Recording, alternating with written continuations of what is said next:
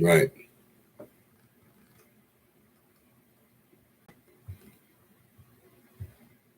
Mm-hmm. Mm. Give a fuck what you did in the locker room. I'm about to send you this link. See if this thing works. Messages. Yeah. Okay. Okay. Let's see what we got here. Bong, bong, bong. This shit always fucking happens. Okay, here you go. There. Okay, let's see what we got here. Okay.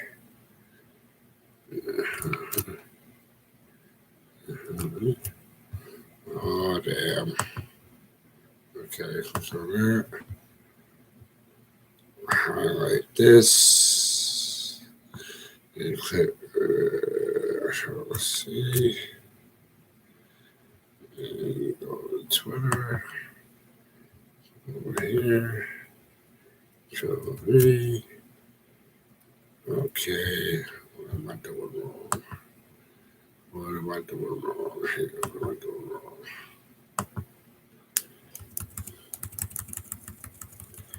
Okay, why is this blank?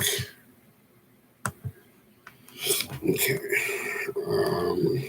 Can I share this? Okay, there you go. Okay, there it is. Twitter video link. Bong. There you go. Copy video link. Bong, bong. And I can Control V. There you go. Boom. I sent it to you.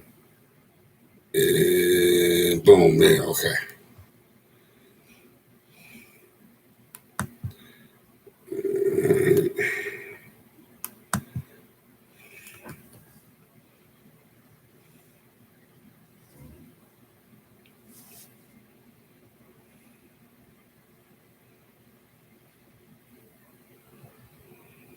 Yeah. We in the building, man. Down in Sports Talk, man. We in the building doing what we do. You know what I mean? It's left-handed right here. You know what I mean? Got the Bears on deck. What I'm gonna have to do probably is take these AirPods out and put you on speaker.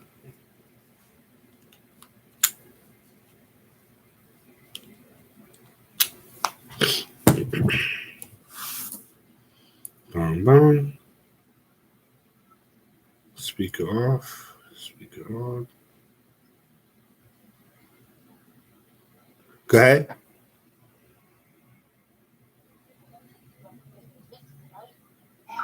Yeah, now I got you. Now you're good. I see you representing the Knicks tonight, heavy. Oh, you see me?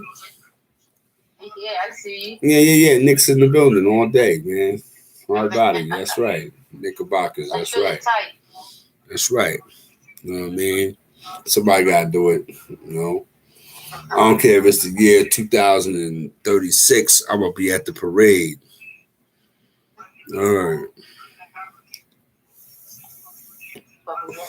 I got the homie in the building with me.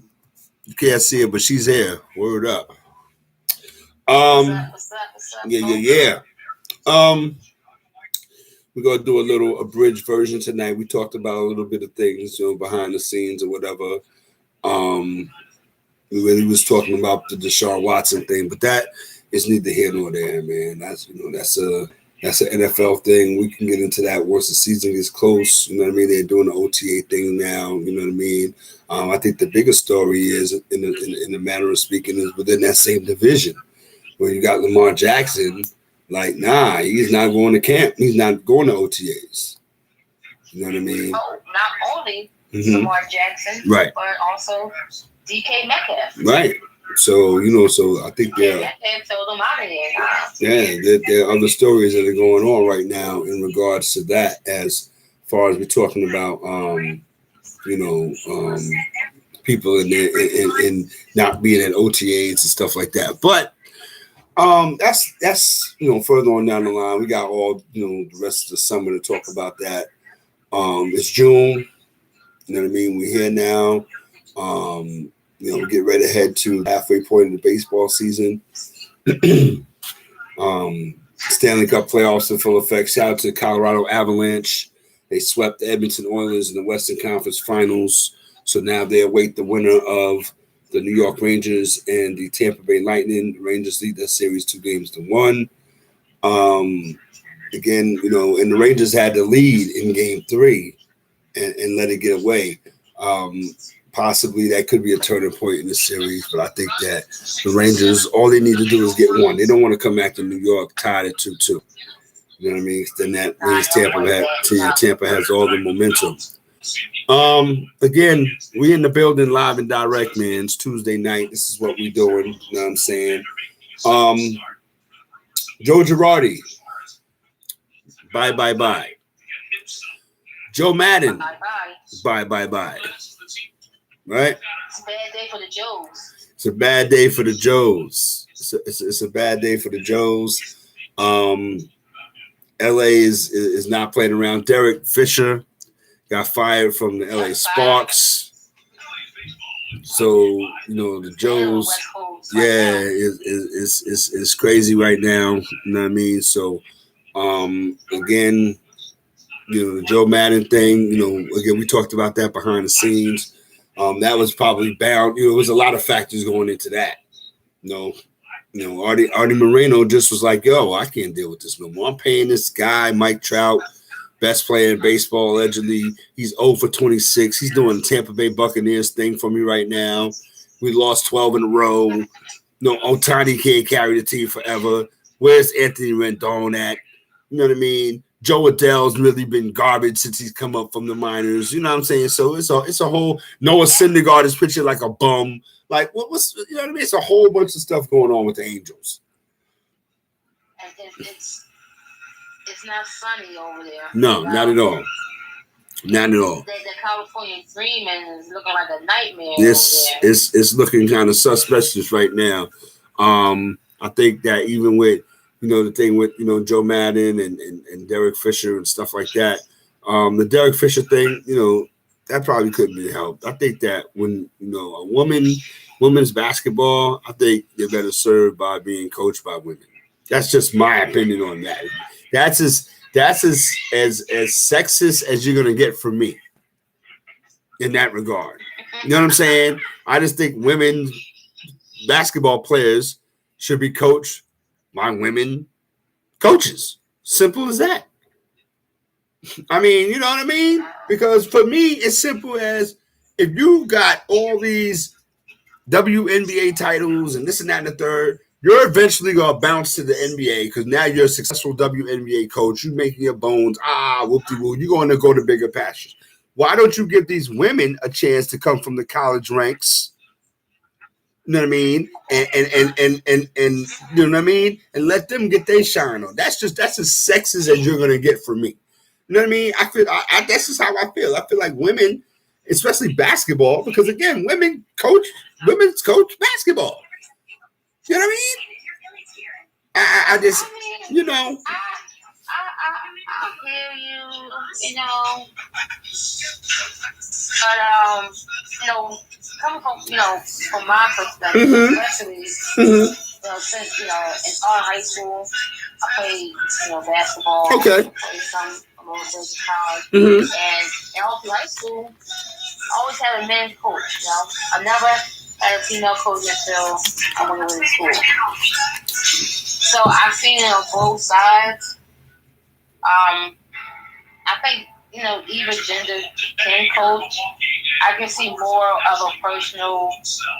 I can see like female coach can relate more, like on the personal side of things. But when we go to X's and O's, either or can coach. I think what Derek Fisher downfall was turn your TV down in the back. Doing too much. You're the general manager and the head coach. Right. So, you're bringing in the players, that obviously you're not coaching by them. Mm-hmm. because of the end result. You know, like overall, you know, he was 54-46 as their head coach and general manager. I personally always think general manager, head coach should always be separate. There's always an issue when a head coach is the GM also. Right. You can't do both.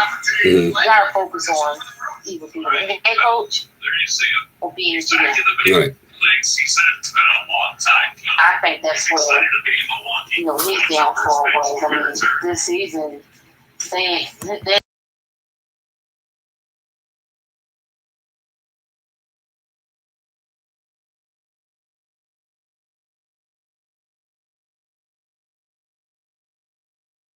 they got players. It's just not clicking. I mean, he been there since 2019? No, how long Fish have been there? Been there. Man, I think he's been there since 2019, but he became the GM in 2020. I just think that, you know, there's it's not as much fanfare when a man is a WNBA coach. But can you imagine the hoopla and right, you know, right it should be when a woman becomes a head coach in the NBA, in the National Basketball Association.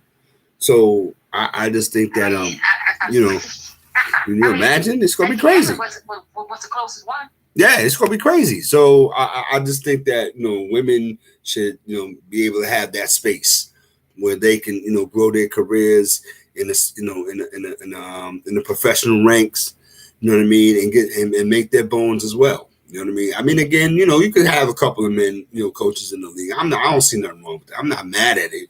I just think that, you know, a lot of women out there that, you know, deserve it. I mean, and some of them might want to stay where they are and, you know, in the collegiate ranks and things of that nature. You know what I mean? I mean, like a Dawn Staley, for instance. You know what I mean? I could see her coaching the WNBA team. Maybe she's waiting for Philly. You know what I mean? She's done everything in South Carolina. You know what I mean? And I think it would be a natural progression.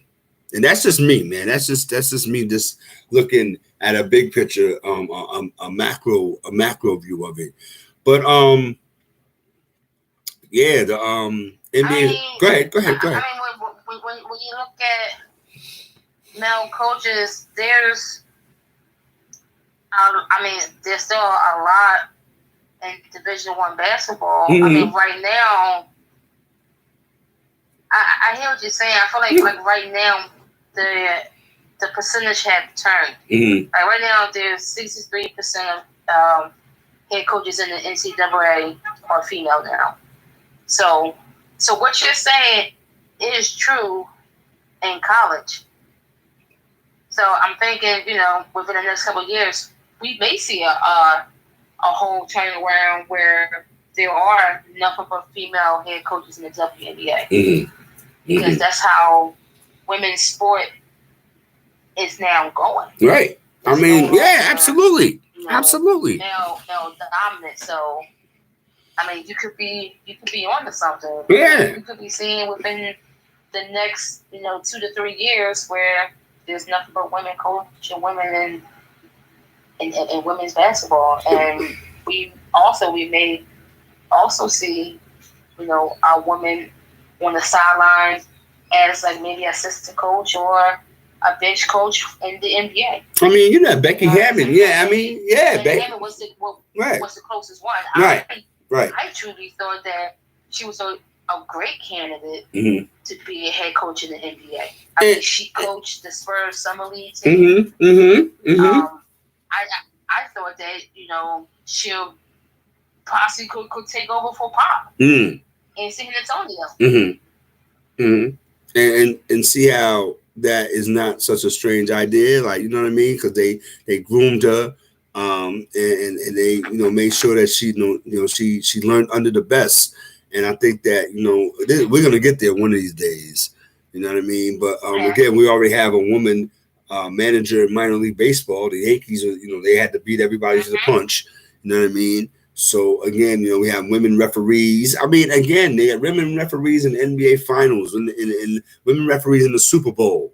You know what I mean? So the progression has to take place.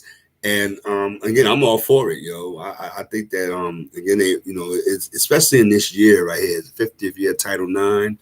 I think that the women situation has really really come. It's not 360 because it'll be right back where it started from. So it'll be a 180, absolutely 180. You know what I mean? And it's continuing to progress, and that's super dope. And I think that right now they're turning the focus to back to some political things, because the WNBA has always been forthright in what they feel like off the field issues, and bringing them to the forefront. You know what I mean? And now they're on like a Bible and bring Brittany Griner home, and I think that's what they should do. Especially now where it's like they're looking at her as a political prisoner. You know what I mean? So now the pressure is going to be ramped up a little bit. And everybody's making a little bit more concentrated effort on getting her home, and it's been long. It's been long enough, man. You know what I mean? What are you going to do? You know what I'm saying? And again, like I said at the beginning, when this thing first happened, I was like, this probably wasn't her first go round. You know what I mean? She goes back and forth to play ball, whatever the case may be. But in the climate that we're in, instead of just checking her bag and say, "Oh, Miss Brittany, whoop-de-woo, welcome to the country. You here to play ball, whatever." Now they're gonna be a little more scrutiny now. You know what I'm saying? Yeah. And bang, here we go. Yeah, here we go. You know what I'm saying? So let me see your bag. Yeah, yo. And then we'll never see her again. Yup. Now we're in this quagmire. You know what I'm saying?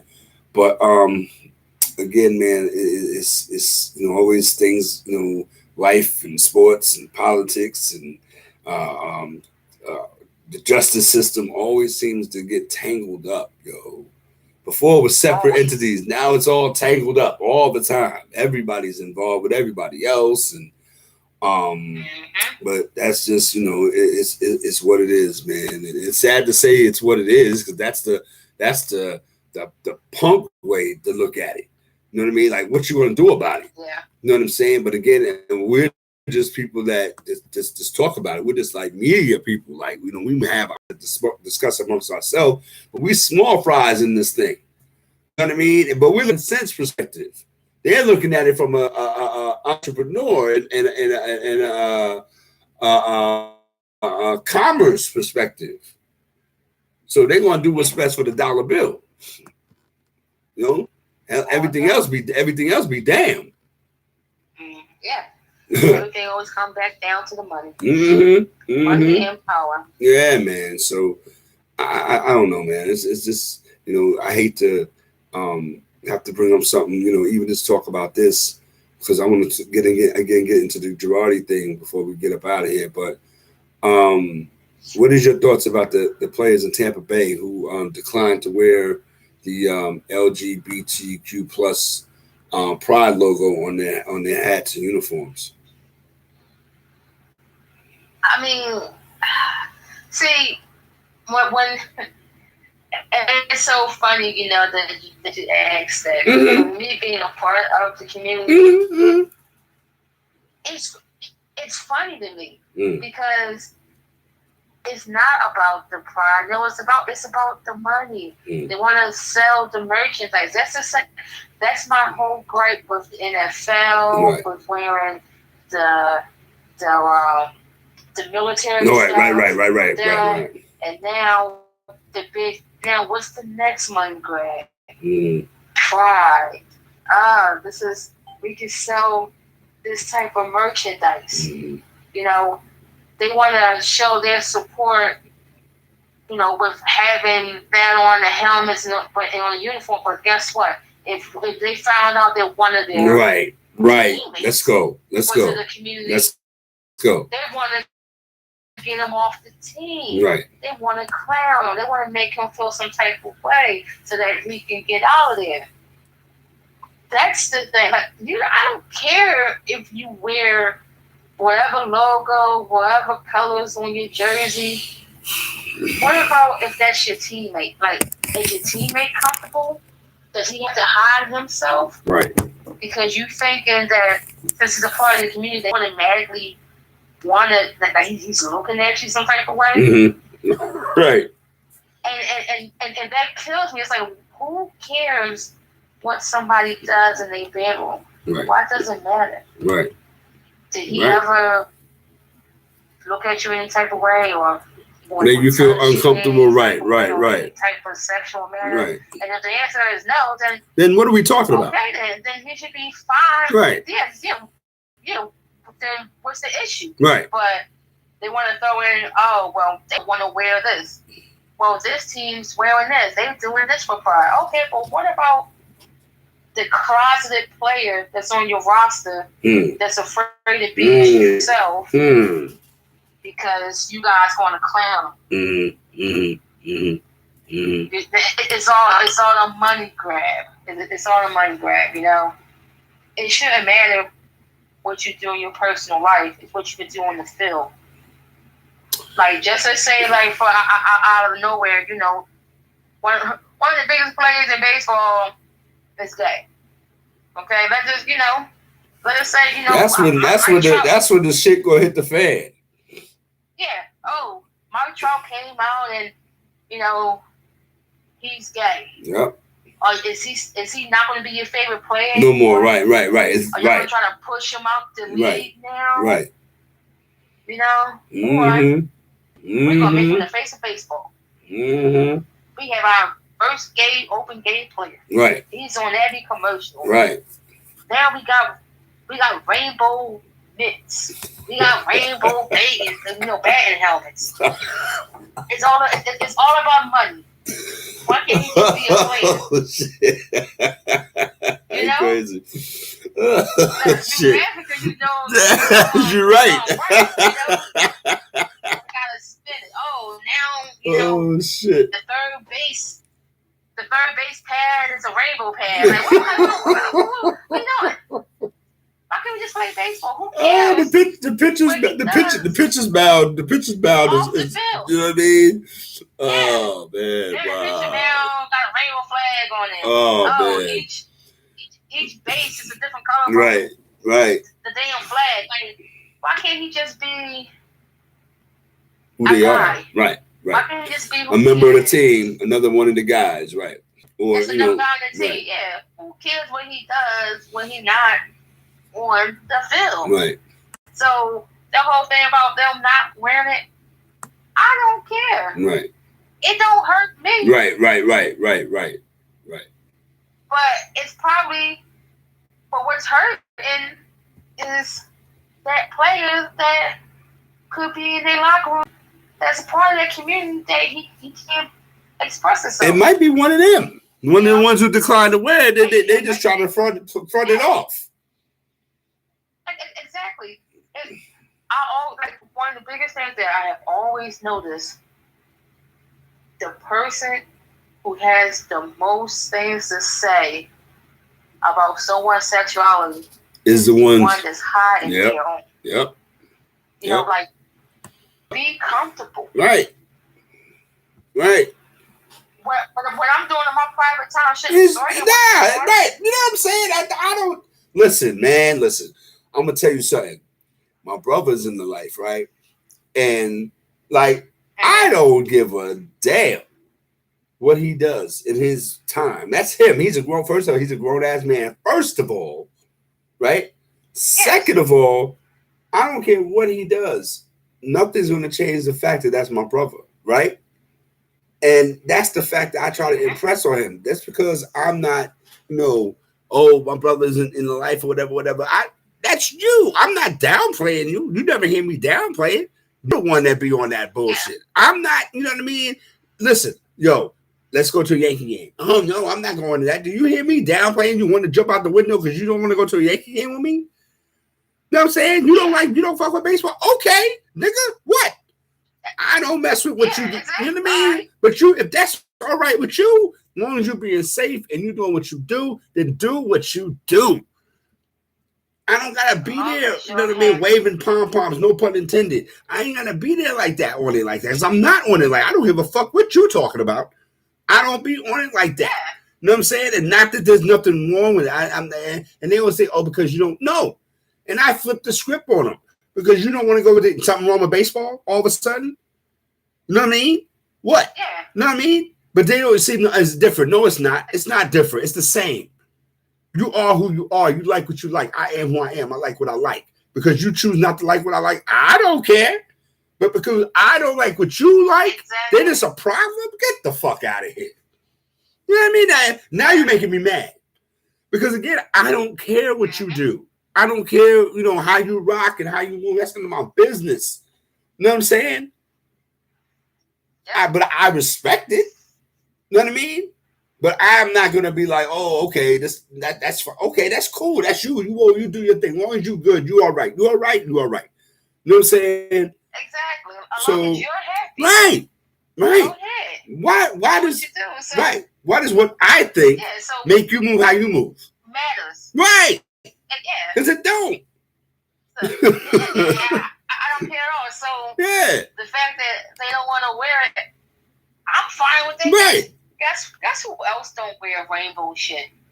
Me. Right. Let's go. I'm not walking around with a rainbow flag. You know what I mean? Let's go. Let's go. I don't got no rainbow paraphernalia. Right. What do I need that for? Right. That's right. What do I need? Salute. Word up. Nobody's right. And that is what the problem with society today. Mm-hmm. Nobody knows how to mind their own goddamn business. Mind your fucking business. Nobody even says that anymore. We talked about that in the show like 3 years ago. We had a show about like, why does nobody ever say mind your business no more? Because now everybody wants people to be in their business. And if you don't, if you say something about it, if you say something about it, Kim, what do they tell you? Mind your business. This is my page. I can do whatever I want to do. Yeah, I can do what I want. And then if you tell somebody to mind your business, oh, what you hiding something? Right. Like what the fuck? No, what the fuck I owe you? Like it's not for everybody. Word. Like what I owe you, son? Like, you know what I mean? Like people don't understand how to mind the business. Listen, mind the business that you own. That's right. And you got my math, but you ain't seen me on Facebook in 3 days. Now what you thought something was wrong? And you couldn't call, like this is they got their priorities shifted. Everything is ass backwards now. That's the biggest thing that kills me. Right. Oh, you ain't been on Facebook all week. What's going on with you? You and your phone's about your phone all What? You mean like what? You got my number. You could have. Right. Nigga, what's wrong with you? If you were so concerned, right, you could have reached out to me. Absolutely. See? You see how that worked? And now you in my post say, oh, yeah. Now you got people on set of a GoFundMe page because they ain't seen you in 3 days. They want to help pay your phone bill. That nigga ain't nothing wrong with my phone bill. I say, Bill, I ain't being bothered with you motherfuckers. You know what I mean? Straight like that. Exactly. I got shit to do. I got shit to do. I don't want to do it. Right. I got, you know what I mean? I got shit to do. I don't have time to be on here worrying about what you got going on and if you like my picture or whatever the fuck. I don't got no time for that, yo. And the people that do have time for that tell you all you need to know. Social media. Yeah, man. But you know, again, even like we talk about all the time, how real life and social media interact, and even with the sports thing, how, for example, how Riley and Javante were going at it on social media. You got Savannah going at it with Clarissa Shields, their fight upcoming. Yeah. So I think it's a momentum builder. It's good. Could you imagine if Ali and Frazier had social media, or Sugar Ray Leonard and Roberto Duran had social media? My God. You know what I mean? Could you imagine Muhammad Ali on social media? Right. Could you imagine hearing the things that he said at those press like, back then they had a couple press conference, they always had people at their camp. Could you imagine hearing the shit that was going through his head 24 hours a day on social media? Listen, I think it's ridiculous. And I'm gonna take it. I'm gonna play with it. We're gonna play with it for a second. I think that Bundini Brown might have been Ali's mouthpiece on like Twitter or something. You know what I mean? He would have been doing all the talking, but Ali would have been in the memes and in the TikToks. Calling people wives ugly. You know what I mean? He would have been going crazy with it. They would have really been trying to kill him. Joe Frazier would have really been trying. Posting pictures of. You know what I mean? So again, man, it's crazy how that generation kind of like missed the wild stuff that's going on. But these cats right here, they know how to carry on the tradition, my nigga. You know what I mean? So again, absolutely. So you just imagine, all those the brash athletes of yesteryear. You know what I mean? What they would have done, in the social media era. Even the outspoken ones, the ones that were for the took political stances. You know what I mean? How would they have been on social media and stuff like that? Next week, what we're gonna do, because we got June, we're gonna talk about your all-time Phillies team. Now think about it. There's no rush. There's no rush. Your all-time, Kim's all-time Philly team. All right. And I'm gonna add on something to that too. I want your all-time announcing team. Right? You got a game with the world's existence. And they're asking you to pick out the Phillies lineup, all-time Phillies lineup, and announce us the game. And I'm gonna do the same thing for the Yankees. I already got mine for the Yankees already. Okay. But that's yeah. So okay.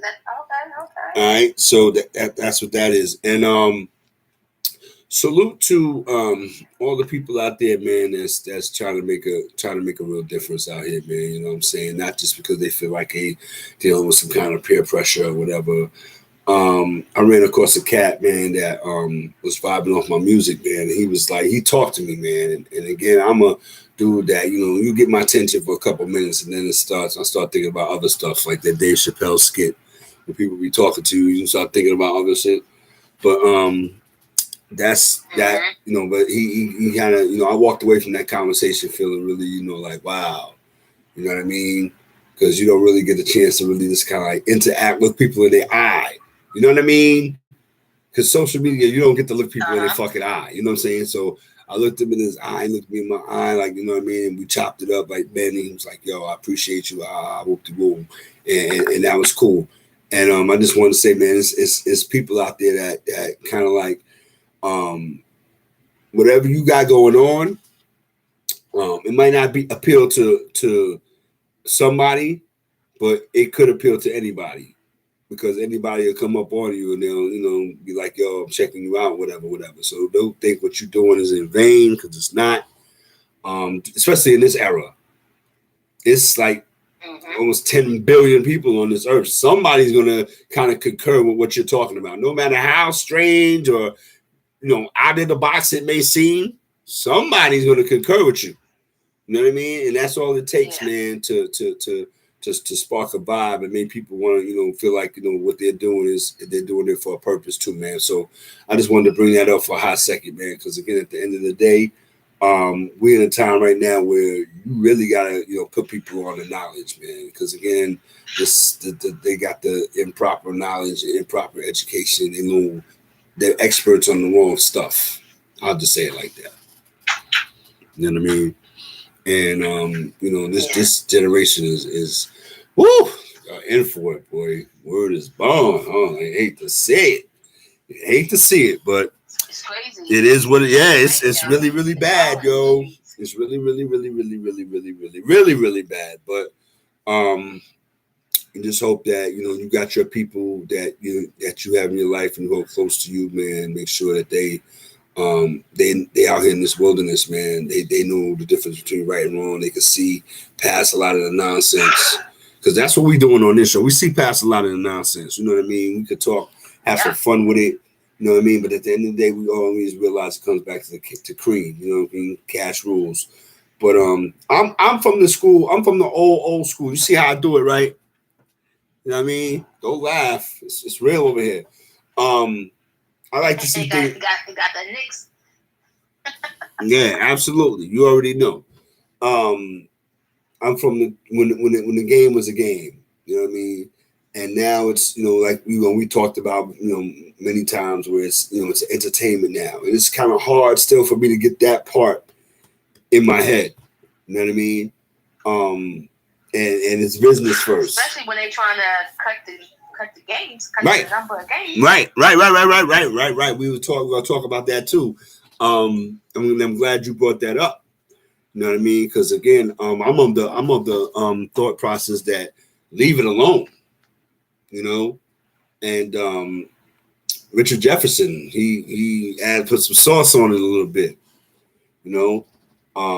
In regards to the NBA shortening the season from 82 games. He's like, you guys, back in the day, he started his conversation off like back in the day, like, you had like the assistant coach, the water boy, and the timekeeper, and the ball dude, and the ticket man, and all those was the same guy. You know what I mean? Now, everybody, each individual, star player, quote unquote, has their own, their personal assistant got to travel with them. They got their traveling secretary. I travel with them. They got their bodyguard. They got their massage therapist. They got their barber. They got everybody got to travel with them. The plane is packed. You know what I mean? And you're getting coddled. You're getting taken care of to no end, and you can't play 82 games? Like, what the hell is wrong with you? He said, I tell you what's wrong with you. After the game, you got to worry about doing the podcast, shooting the commercial, doing the rap video, getting the lines together for the movie, making sure you appear at this and that and the third.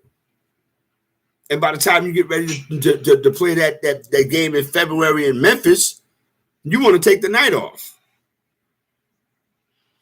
You're tired. Yeah, you're tired.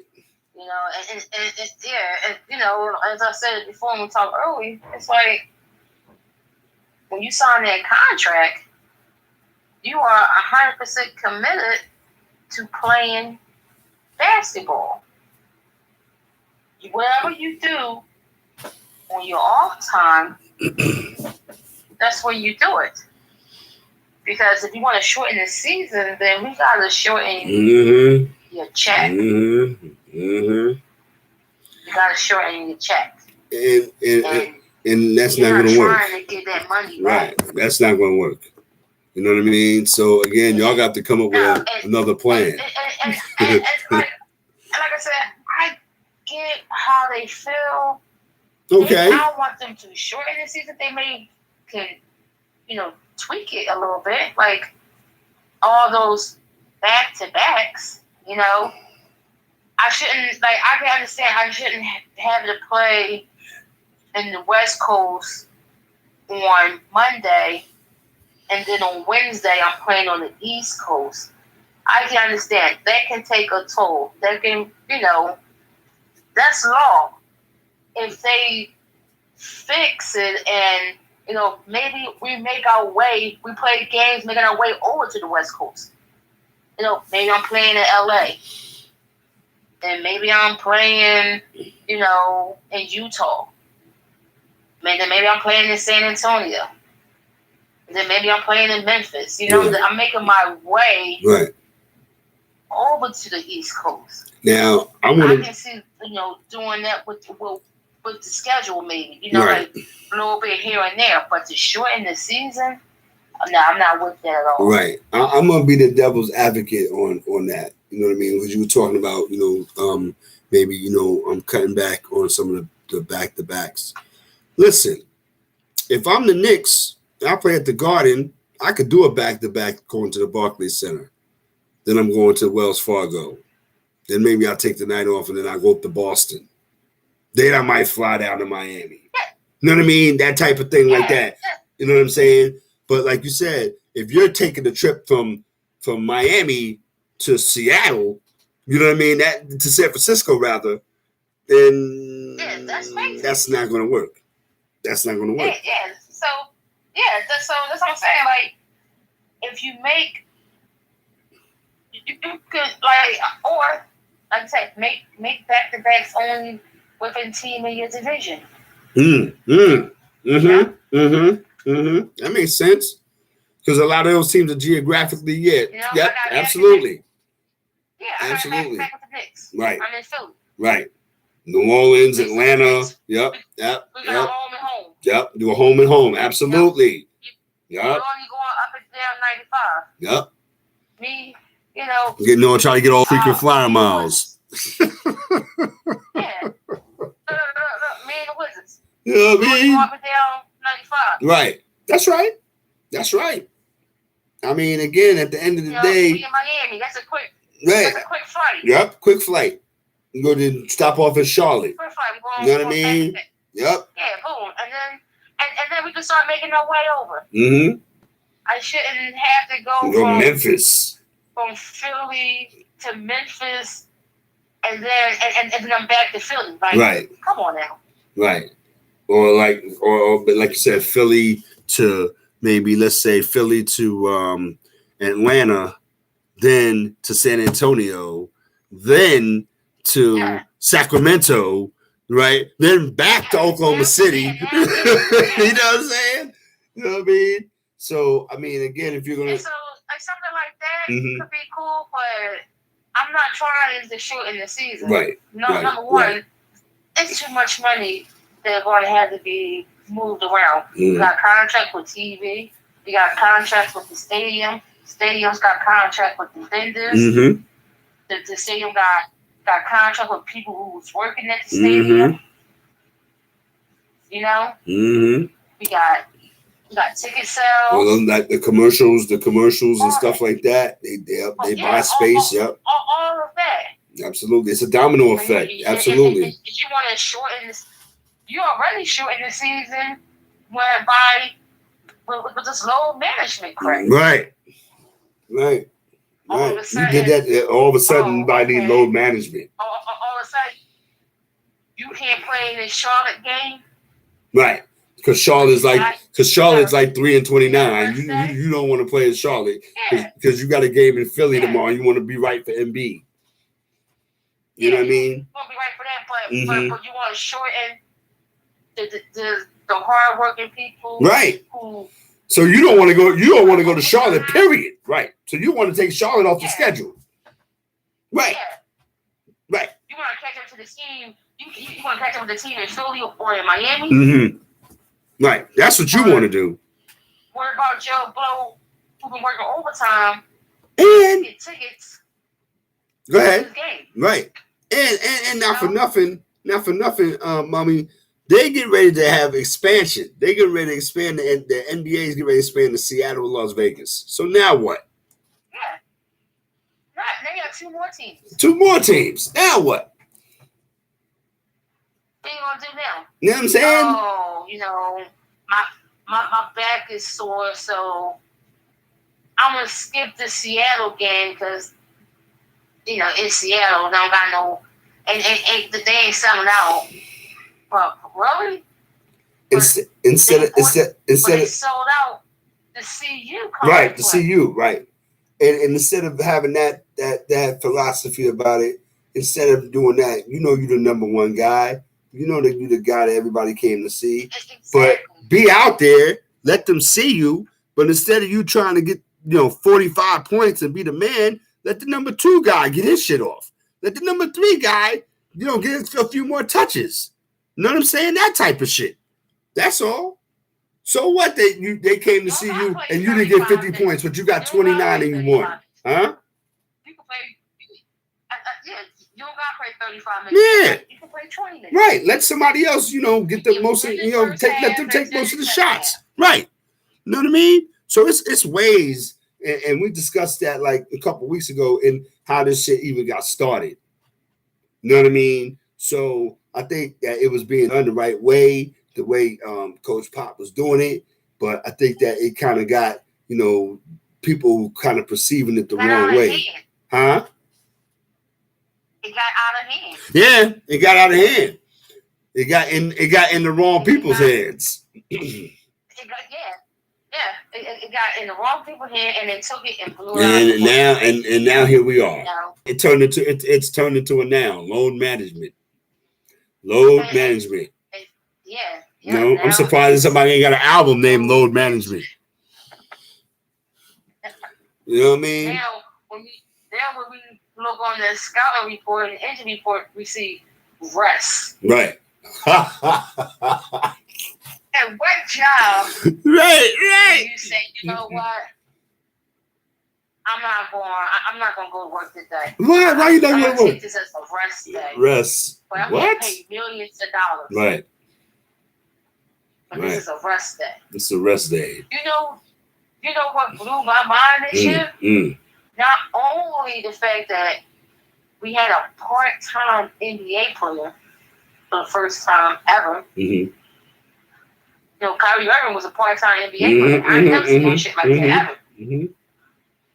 Strange times. You could be a part-time NBA player. Mm-hmm. And the shit that he was doing last year, you know what? I'm not going to play in these 3 games, but I'll play in the Miami game. Right. Or I'm not going to go on this road trip, but I'll play in the next home game. Mm-hmm. So you just called out 3 days. Who called? What professional athlete ever called out? In public. Yeah. He called out. Right. I'm like, I have never seen it. And then to top it off, he was a part-time NBA player this year. Yeah. I mean, he's the only player on road games. Like, what? It's always a lot of stuff that it's added on now in these days and times that we're in. It's not about the game anymore. It's about everything else besides the game. The game is secondary. You know what I'm saying? And we still try to find the fun in it. You know what I mean? Because again, it's a game, right? That we would play for free if we could. That we used to play when we was little and stuff like that for free. You know what I mean? But realizing it's a business, and once you grow up and realize that everything has a meaning. Everything. Nothing is done for nothing in this sports arena. Nothing is done just on GP. And if you think that, then you're very, very naive to what's going on. Yeah, you're fooling yourself. Yeah, absolutely. You know what I mean? And again, all we want to do is just kind of like just have conversations about it. Again, at the end of the day, they're going to do what they do regardless. You know what I'm saying? But to bring some attention to some things, because again, we do understand. Well, I do understand that we're in a different day and time than I came up in. That means I'm a little older than Kim. But again, at the end of the day, the game, I've said this on 1,000 fucking times. No matter what goes on outside the white lines, yo, then the inside the white lines, the rules never change. The rules never change. Yeah. They don't change. You know what I'm saying? So again, when we get to the gray area and that line has been blurred between on the court and off the court, Kim, if you know what I mean, this is what we get. We always, we can never really expect that everything is going to go full court. You're never going to. When's the last time you saw 2 healthy teams, battle for a championship or a very important game where all the teams were 100% healthy? Remember off the top of your head? You know what I mean? Like, yeah, it's been a while. It's been a while. And again, you may say it's nitpicking. No, because again, as people who watch the sport, and I'm not going to say it's entertaining. It's entertaining you, but it's not entertainment in the point where it's Chris Rock is telling jokes and shit. It's entertaining to the point of it's competition. You know what I mean? I'm not thinking like, wow, I'm watching Aaron Judge hit home runs. I'm being entertained. That's my man doing what he do. And I'm not, being entertained when Aaron Judge is striking out with runners in second and third and 2 outs. I'm not being entertained. I'm mad as hell. You know what I'm saying? Yeah. So again, it comes from your perspective of it. You know what I mean? If some people keep eyes on people's contracts and stuff like that, but I keep an eye on what they do on the field, and then that we'll have the conversation where, well, do you feel like that conversation that contract justifies what they've done, and either it's yes or no, or we don't know yet. Exactly. You know what I'm saying? So again, when we talk about what's going on, we always have to have a perspective of knowing what the hell is going on, instead of just kind of like assuming and then being like, oh, well, I thought. You know what I mean? It comes in, doing the research on this shit and talking about it and being able to flex. You know what I mean? Joe Girardi, his last will and testament. You want to eulogize him? I wish I had some church music to play in the background. Right? It's crazy. His downfall was his own doing. We gave him the tools this year. The Phillies opened up the bank book, signed some checks, brought in some bats, and he still had the same philosophy as he did in 2009. And I would give credit to you because you said it at the beginning of the season. You said despite one they brought in, who they brought in, right? You still have Joe Girardi at the head of the team. That's right. And me trying to be, positive, seeing the positive in people. I'm like, no, I gotta give them a chance.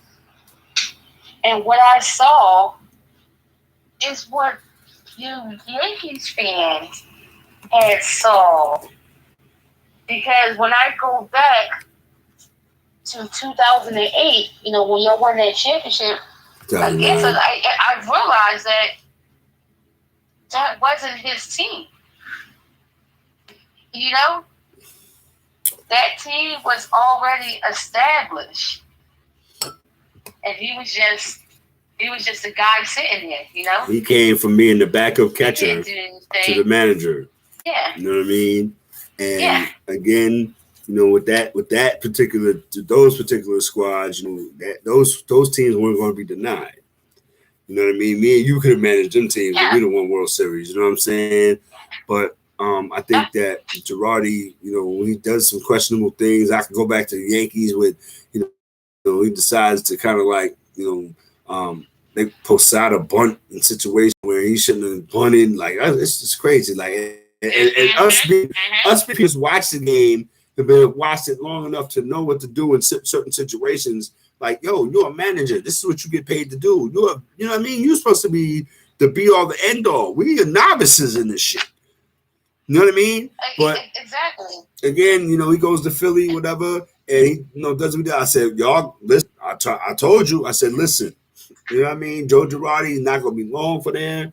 You know what I mean? He got the year under his belt, but at the end of the day, I whoop-de-whoop. And then I heard Bryce Harper was saying something slick about him on his way out the door. I really didn't catch it, but yeah, yeah.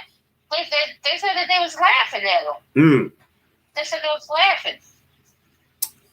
I was laughing when the news came down. It's like, yo, he's out of here. And they were saying it's about time. Wow. Because when you look, when we look at our schedule, like when we look at our record, we had so many losing streaks. It's like we win a game here, a 4-game losing streak. We win a game here, 3-game losing streak. We win a game here, 4-game losing streak. We win 2 games, we lose 6 games. It's like, There is no consistent balance. We know Kyle Schwarber is not a lead-off batter. Why is he hitting lead-off? If you see the lineup is working properly, change the lineup up. Make some adjustments. It's not working. He didn't do anything. Anything. We got swept so many times. It's ridiculous. He got swept by the Mets almost twice already. Yeah, y'all had a game like a 9-run lead or 8-run lead or something, lost or something like that. That was crazy. He should have got fired then, but yeah. He came out. They lost off 9 straight. Right. So yeah, it's laughable. You know, like I can live with losing 1-0, 2-0 because I can see this was a pitching duel. Nobody was getting any hits, but to lose 11-3, 10-3, 8-2, 10-3, 10-6. 9, it's like it's ridiculous. 7-4, 8-4, 8-6, 8-2. It's crazy. Like, how are we getting blown out? How are we only producing with this lineup? How we produce 1 run? It's wild. It's wild, yo. We losing 6-1. Like, what is happening? 11-3. What? To Miami? 11-3? They got off 11 runs? It's laughable. So for him to get fired, I knew it was a matter of time. I didn't think it was gonna be this early. But I'm happy that it's this early. Because some way, somehow, you gotta stop the bleeding. You gotta stop the bleeding. Right. And we just had, our first holiday check-in. And during that time, we were gonna lose it. During that time, we were gonna lose it. So now that that's over and done with, we have to collect ourselves and take it from there. So far, right now, we finally won the series against the Angels.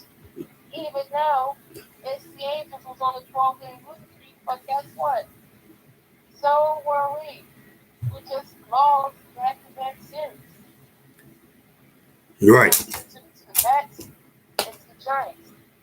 Because to be able to beat the A's after Jar got fired, it felt good. It felt like that it solidified the decision to keep running the stop. No doubt. So I'm happy to see, what the future holds for the Phillies. I feel like we are still in a good place, which is crazy because the NL East, we're still third place in NL East. We're 25-29. We're still in a good place to make the playoffs. Yep. If we can keep this up, I'm not saying that we're gonna go in and win every series or not lose a series, but if we can at least take a game out of a series if we're losing, I'm okay with that. I mean, at this point, if we can win the series against the Mets, right? I'll be okay with that. And as a Philly fan, I can't argue with you on that. Yeah, if that's all I'm asking for. You know what I mean? I'm not asking for a World Series right this year. Right. I'm just asking for consistency. Okay, that's fair. That's fair, man. That's absolutely fair. We're about to get up out of here, man. But hold tight.